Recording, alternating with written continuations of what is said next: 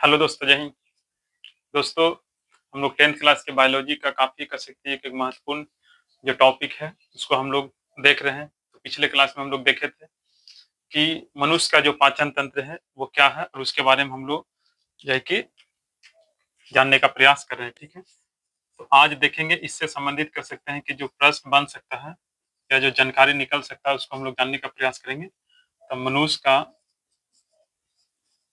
पाचन तंत्र,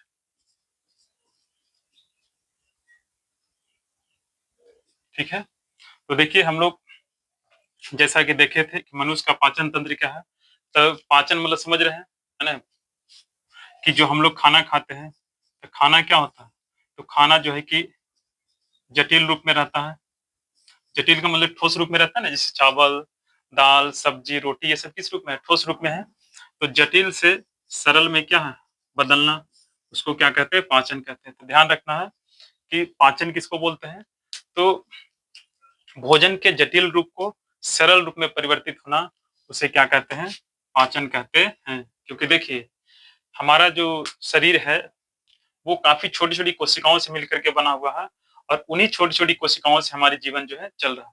तो जो हमारी छोटी-छोटी कोशिकाएँ हैं हमारे शरीर के, वो हमारे कह सकते हैं कि भोजन के इतना बड़ा-बड़ा टुकड़ा को वो नहीं ग्रहण करेगा, बल्कि उसे क्या चाहिए? तो भोजन के अंदर जो उपस्थित पोषक तत्व है, जैसे कार्बोहाइड्रेट, वसा, प्रोटीन, खनिज, लवण, ये सब है कि नहीं? तो उन तत्वों को उसकी ज़रूरत होता है। तो वो तत्व उसे कैसे मिलेगा?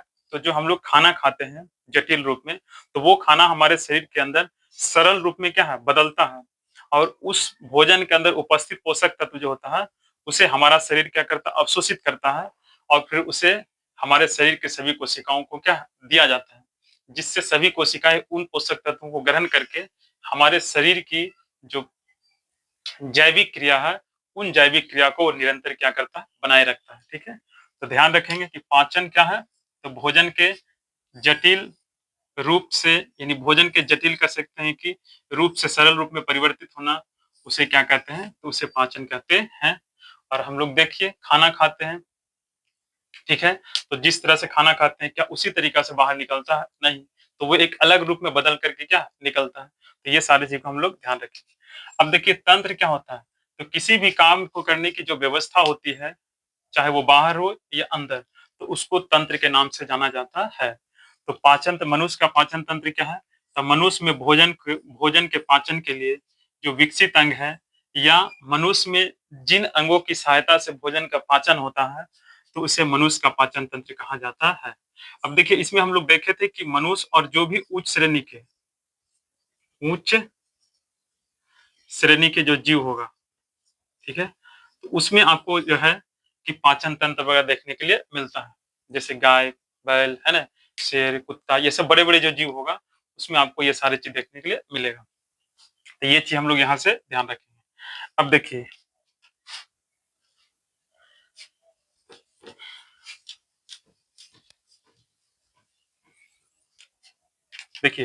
हम लोग देखे थे कि मनुष्य में भोजन के पाचन के लिए एक विशेष अंग पाया जाता है। एक विशेष प्रकार के क्या अंग पाया जाता है, जिसे आहार नाल कहते हैं। क्या कहते हैं उसको? आहार नाल कहते हैं, ठीक है? बेसिकली आहार नाल क्या है? तो हमारे शरीर के अंदर भोजन के कह सकते हैं कि पाचन के लिए, या भोजन के कह सकते हैं कि मुँह से लेकर के मल द्वार तक जिस रास्ते से होकर के भोजन गुजरता है, तो उसी को कहते हैं आहार नाल। देखिए, यहाँ इस शब्द से ही पता चलता है कि आहार मतलब भोजन के जो नाला है हमारे शरीर के अंदर, जिससे कह सकते हैं कि भोजन हमारे कह सकते हैं कि शरीर के अंदर कह सकते हैं कि उस नाला के अंदर जाता है और वहाँ से उसको डाइजेशन होता है, फिर उसी नाला से बाहर निकल करके आ जाता है। तो उसको क्या कहते हैं? आहार नाल। इसी ये हमारे ही अंदर नहीं, जो भी बड़े-बड़े जीव है, उसके अंदर भोजन के पाचन के लिए आहार नाल पाया जाता है। अब देखिए, आप देखे होंगे कि जब किसी मुर्गा-उर्गा के काटते होंगे या खस्सी-वस्सी कटता है, तो उसमें देखिएगा कि उसके पेट से पचौनी निकलता है और ये पचौनी सब ऐसे घुमल रहता है कि नहीं? तो ये क्या है? तो यही आहार नाल है। ये क्या आपका? आहार नाल है। क्योंकि इसी के अंदर भोजन जो है वो घूमता है और इसमें भोजन का पाचन होता है और बाद में जो है कि अपचा हुआ जो चीज़ होता है, वो बाहर निकलता है, ठीक है? अब देखिए, इसकी रचना की अगर बात की जाए या इसकी संरचना की बात की जाए, तो किस रूप में है? कोई भी चीज़ जो घुमावदार संरचना में होता है, तो उसको क्या कहते हैं? कुंडलित कहते हैं। तो आपको यहाँ पर एक बात क्लियर हो जाना चाहिए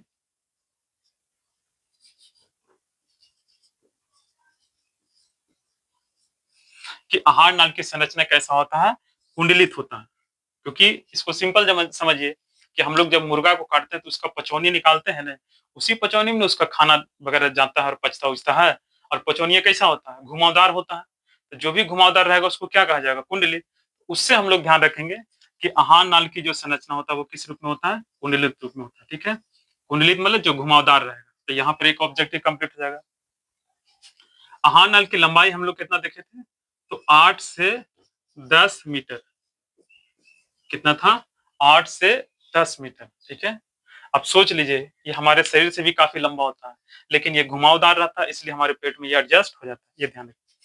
आहार नल की अगर शुरुआत की बात की जाए तो कहां से होता है, तो मुख गुहा से। कहां से होता है, मुख गुहा से। अब देखिए बेसिकली जो है ऐसे सोचिए, हम लोग इसको रटेंगे नहीं, हम लोग समझेंगे। हम लोग जो खाना डालते हैं तो खाना कहाँ डालते हैं, मुंह में ही डालते हैं।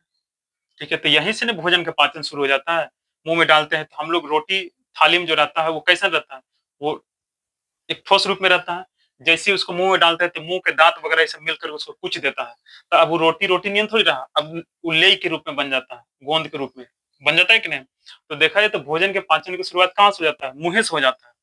और फिर निकलता है कहाँ, वो मल द्वार से। तो देखा जाए तो हमारी आहार नल की शुरुआत कहाँ से हुआ, मुंह से, और खत्म कहाँ हुआ, मल द्वार। तो आपसे प्रश्न बनता है कि आहार नल की शुरुआत और कह सकते हैं कि जो अंत है वो कहाँ से कहाँ है। तो याद रखना है, तो मुंह गुहा शुरू होता है और मल द्वार में क्या होता है, खत्म होता है। तो ये भी क्वेश्चन यहाँ पर बन जाएगा। तो इसकी कह सकते हैं कि स्टार्टिंग यहाँ से और एंडिंग जो है मल द्वार। तो ये यहाँ से प्रश्न बन गया। ठीक है, अब देखिए इसको ध्यान रखिएगा। देखिए हम आपको चीजों को सीखने में मदद करेंगे। ठीक है, आप मत समझिएगा कि यहाँ पर हम नोट कॉपी वगैरह ये सब आपको सीखने में। अब देखिए मुख गुहा किसे कहते हैं, तो आपको कह सकते हैं कि मुंह में जो खाली स्थान है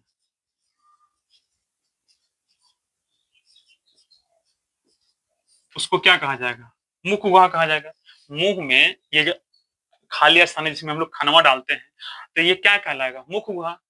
मुख मतलब मुंह, गुहा का मतलब खाली स्थान। बायोलॉजी में हमारे शरीर के अंदर जो भी खाली स्थान होगा जहां तहां, ठीक है, अंदर खाली स्थान है कि नहीं, तो उसको गुहा कहा जाता है। ठीक है, तो याद रखेंगे कि मुंह गुहा किसे कहते हैं, तो मुंह में जो खाली स्थान है, ठीक है, मुंह के अंदर की जो खाली स्थान है उसे क्या कहते हैं, मुख गुहा कहते हैं। ये ध्यान रखेंगे। दूसरा मल द्वार, तो जिस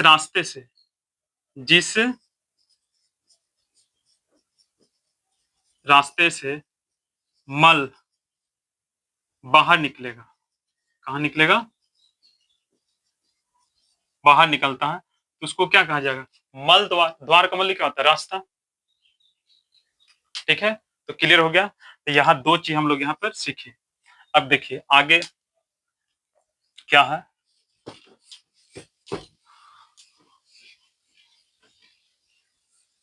अब देखिए मुख गुहा है यानी मुंह है, तो मुंह में आपको देखिए ये क्या है, ये जीभ है।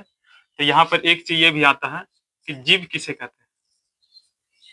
ठीक है, तो जीभ बेसिकली जो है ये मांस का बना होता है। मांस का क्या होता है, बना होता है। आप जीभ को पकड़ के देखिए, जीभ पूरी तरीके से क्या है, मांस के है। ये रस को हड्डी उड्डी इसमें दिखाई पड़ता है नहीं। तो जीभ जो है वो मांसल रचना है। इसे कहा जाता है कि जीभ जो है वो किससे बना होता है, मांस से बना होता है। जिसमें से इसका जो कह सकते हैं कि जो पिछला सिरा है, पिछला जो सिरा है वो क्या होता है, तो जो जबड़ा होता है ना, जबड़ा के जो फर्श होता है, फर्श से क्या होता है, जुड़ा रहता है। अब इसको ऐसे समझिए, ये देखिए जीभ है, तो जीभ जो बाहर निकल रहा है, ये इसका अगला सिरा है, और इसका पीछे वाला क्या है, पिछला सिरा है। अब पिछला सिरा किससे जुड़ा हुआ है, जबड़ा से। जबड़ा दो भाग में है, एक ऊपर और नीचे। तो नीचे वाला जो जबड़ा है उसके कह सकते हैं कि जो फर्श है, फर्श को ना निचला सतह, तो उस निचले सतह से क्या होता है, जुड़ा रहता है। ठीक है, तो जीभ के बारे में आपसे पूछा है, तो जीभ क्या है, आप बताइए कि जीभ जो है वो हमारे मुख गुहा के अंदर होता है। मुंह के अंदर होता है, कोई भी बता सकता है, वो बच्चों बता सकते हैं। ठीक है, तो जीभ जो है वो मुंह के अंदर पाया जाता है, और ये मांस से बना होता है, जिसका पिछला सिरा जो है वो निचले जबड़ा के फर्श से क्या होता है, जुड़ा रहता है। और इसका अगला कह सकते हैं कि जो सिरा होता है अगला जो सिरा होता है वो कैसा रहता है, स्वतंत्र रहता है, हिलता उलता है कि नहीं, ये स्वतंत्र रहता है। और जीभ क्या करता है, तो हमें भोजन को एक तरह से महीन करने में, इस तरह से कूटने काटने में क्या करता है, मदद करता है। साथ में भोजन को अंदर निकलने में भी क्या करता है, मदद करता है। तो इस तरह से आपको ध्यान रखना है। तो एक क्वेश्चन यह बन जाएगा कि जीभ किसे कहते हैं या जीभ क्या होता है। तो जीभ जो है वो हमारे मुख गुहा का एक महत्वपूर्ण संरचना है और ये मांस का बना होता है, जिसका पिछला सिरा जबड़ा से जुड़ा रहता है और सामने वाला जो अगला सिरा होता है वो स्वतंत्र रहता है। ठीक है, अगर उन्हें जुड़ा रहता है तो जीभ निकल के फेंका जाएगा बाहर। ठीक, तो ये सारा बात हम लोग ध्यान रखेंगे। अब दूसरा देखिए, इसको ध्यान रखिएगा।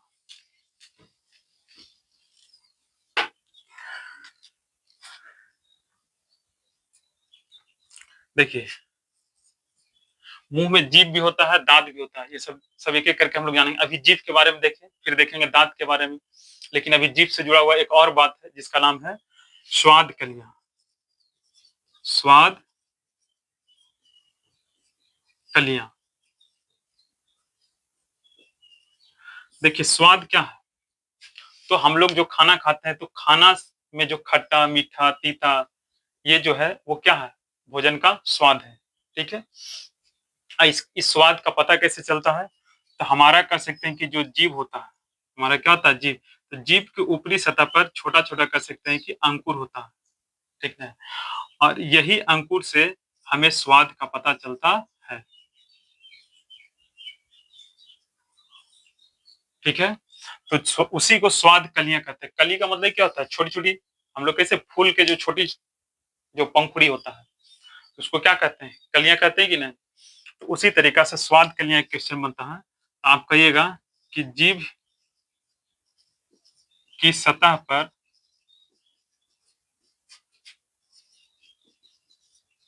छोटी छोटी दाने जैसी संरचना, जिससे भोजन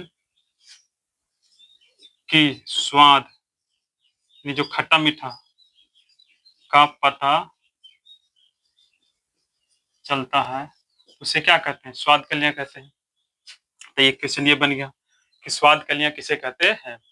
तो जीभ की ऊपरी सतह पर छोटे छोटे अंकुर यानी दाने के जैसी कह सकते हैं कि संरचना होता है, जिससे हमें भोजन के स्वाद का पता चलता है कि भोजन खट्टा है, मीठा है, तीता है। तो उसे क्या कहते हैं, स्वाद कलियां कहते हैं। ठीक है, इस तरह से आप इसको ध्यान रख सकते हैं, इसमें दिक्कत।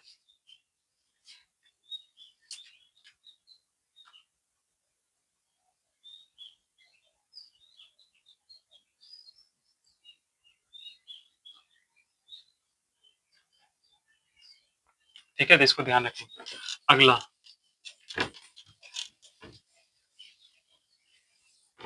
अगला देखिए, दांत के बारे में बताया गया।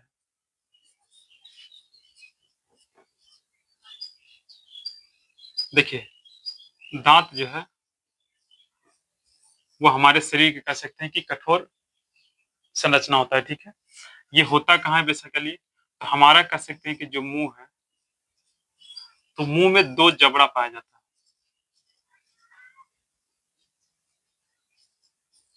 एक ऊपर और दूसरा क्या है, नीचे।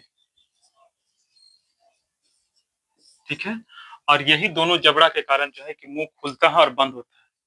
ठीक है ना, इसमें एक प्यारा सा होठ है, ये भी हमें भोजन को बंद, मुंह को खोलने और बंद करने में क्या करता है, मदद करता है। तो होठ भी हम लोग देख रहे हैं कि मुंह के कह सकते हैं कि जो शीर्ष भाग है या आगे वाला भाग है, वहां पर मांस के कह सकते हैं कि जैसी संरचना, जिसे क्या कहते हैं, होठ कहते हैं। आप ध्यान रख सकते हैं। तो बेसिकली कह सकते हैं कि जो दांत होता है वो मुंह के जो जो दो जबड़ा है, उसी जबड़ा के कह सकते हैं कि जो सीरा होता है ना, इसी से ये क्या रहता है, जुड़ा रहता है। ठीक है, जबड़ा के ऊपर और नीचे कह सकते हैं कि दांत आपको जुड़ा रहता है। ठीक है, अब देखिए इसमें बताया गया है।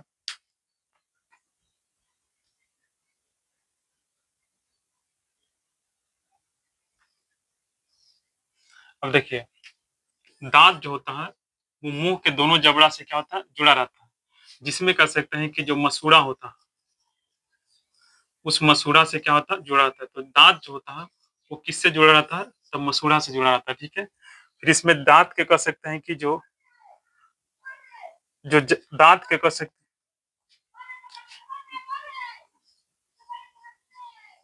देखिए दांत जो होता है बेसिकली इस तरह से, अगर जो दांत होता है, ठीक है,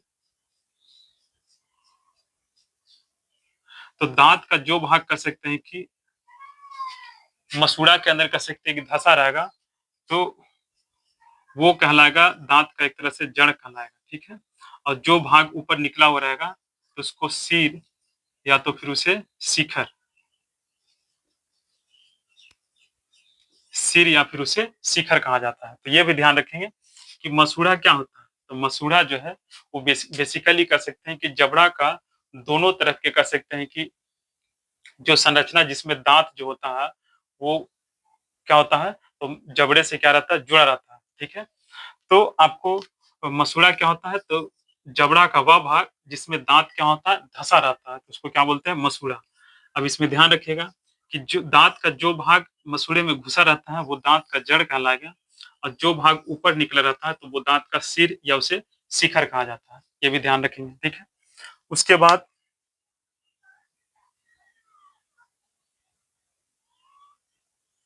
उसके बाद देखिए कि शिखर, और कह सकते हैं कि यानी ये शिखर है और ये कह सकते हैं कि जड़ है, इसके बीच वाले भाग को ग्रीवा कहा जाता है।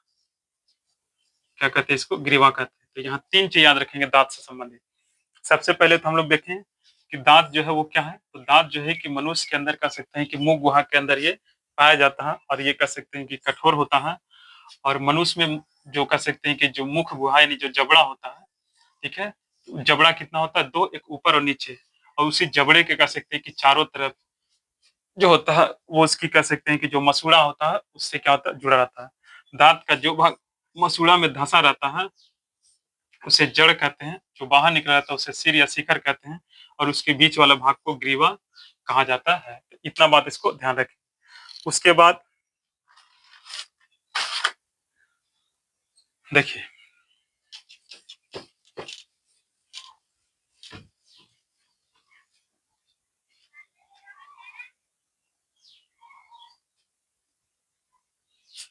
देखिए दांत के जो भीतर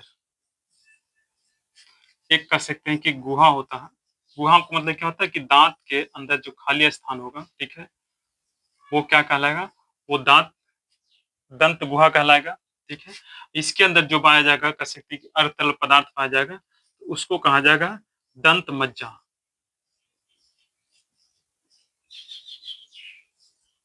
क्या कहा जाएगा, दंत मज्जा। तो कह सकते हैं कि यानी दांत के अंदर देखते हैं, दांत जब किसी खोड़ा हो जाता है या टूटता है तो उससे अंदर से कैसा निकलता है, लरलर चीज निकलता है कि नहीं। तो दंत मज्जा क्या होता है कि दंत के अंदर, दांत के अंदर पाए जाने वाले जो आपको पदार्थ होता है या अर्ध तरल जो पदार्थ होता है, ठीक है, तो उसको बोलते हैं दंत मज्जा कहा जाता है। इसको ध्यान रखिए।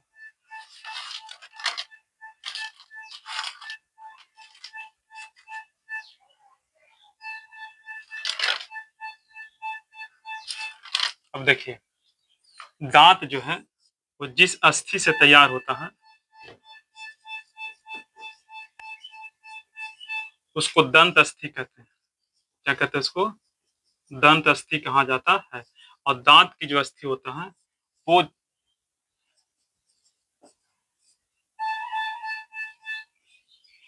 अब दांत का अधिकांश भाग जो है वो डेंटाइन से बना रहता है।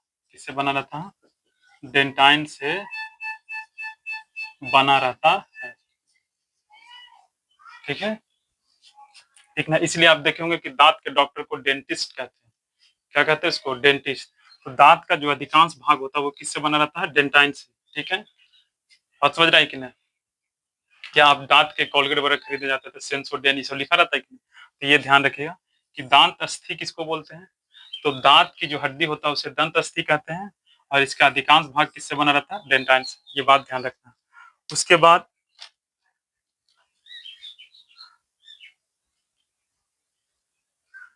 अब देखिए दांत के कह सकते हैं कि जो ऊपर दांत के जो ऊपर जो सबसे कड़ी सतह होता है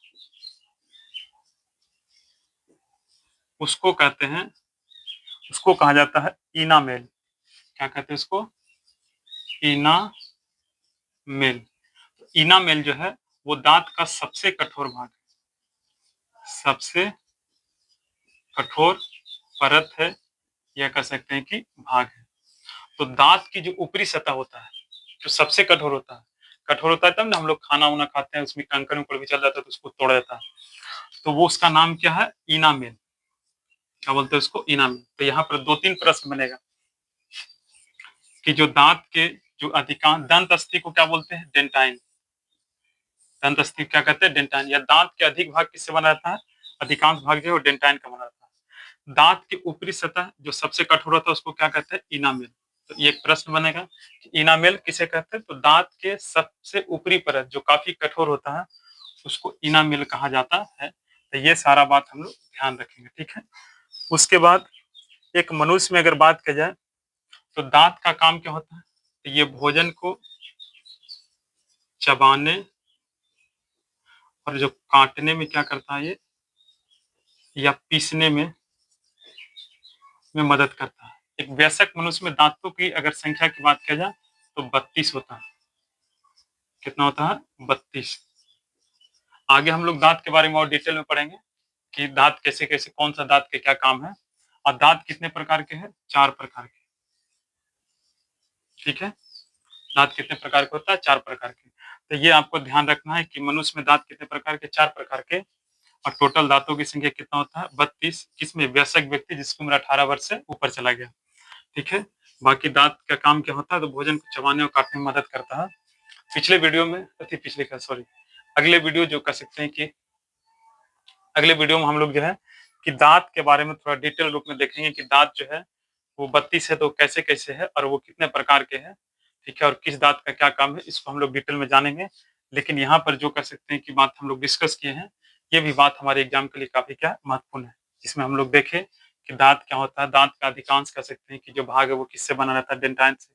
दांत की ऊपरी परत जो काफी कठोर होता है वो किसको क्या कहते हैं? इनामेल कहते हैं। दांत का जो भाग मसूड़ा में धंसा होता है उसको जड़ कहते हैं। बाद दांत का कह सकते हैं कि जो भाग मसूड़ा से बाहर रहता है उसको शिखर कहते हैं, या उसको शिखर कहा जाता है। क्या कहते हैं उसको? शिखर या सिर कहा जाता है। दांत के अंदर पाए जाने वाले तरल पदार्थ को दंत मज्जा मज्जा या कह सकते हैं कि दंत अस्थि मज्जा भी कहा जाता है, ठीक है। तो ये सारा बात हम लोग यहाँ पर देखें। और भी इससे कह सकते हैं कि बनने वाला जो महत्वपूर्ण क्वेश्चन होगा उसको हम लोग नेक्स्ट वीडियो में देखेंगे, क्योंकि वीडियो काफी लंबा हो जाएगा। फिर मिलते हैं अगले नेक्स्ट वीडियो में, तब तक के लिए जय हिंद।